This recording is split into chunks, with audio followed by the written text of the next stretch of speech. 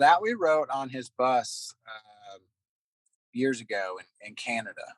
He came back from doing a meet and greet, and he's like, "I had this idea," and then he pretty much sang the chorus just off of like this thing that was going on in his head. So we, after the show, we sat down and wrote it, probably 20 minutes. Did a few fixes on it as the weeks went by, just via text, and then he recorded those. I mean, talk about a happy accident. He put, Urban and the Reba on there, and I forget the other guy's name, but he just put it out, not as a single. And radio, I guess, based off the message and the fact that the legends' voices were on there, they just picked it up and ran with it. It became a hit. And that was another TR bus run. He was actually came. He was going to go work out. He came back 10 minutes later. He said, "I don't feel like working out today." He's like, "Half of me wants a cold beer," and I said, "The other half does too."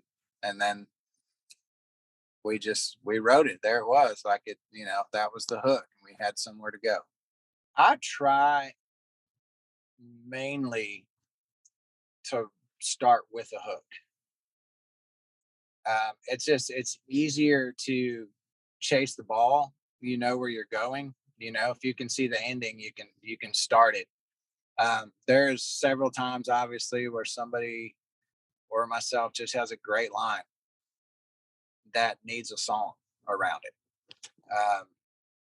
or like a verse chorus with no hook, and so like then you have to like create a hook or try to find one you've got that fits that. But I mainly, it's much easier for me if I can see the ending first. And Thomas Rhett is probably one of the most prolific songwriters I've ever been around.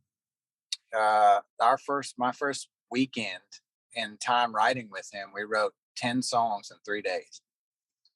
It's like a songwriting boot camp. And he could pick up a guitar and come up with 10 different songs, ideas, and arrangements in like 5 minutes. I mean, he's just wired for a song. I mean, it's amazing to watch, and how productive it is it's refreshing.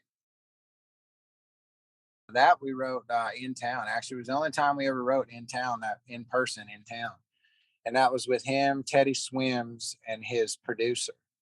Um, and that was his idea. And so I just started playing this really country melody, and started singing, and it just kind of took off. And I mean, he some of the lines in there are ridiculous. I mean, he's a phenomenal songwriter.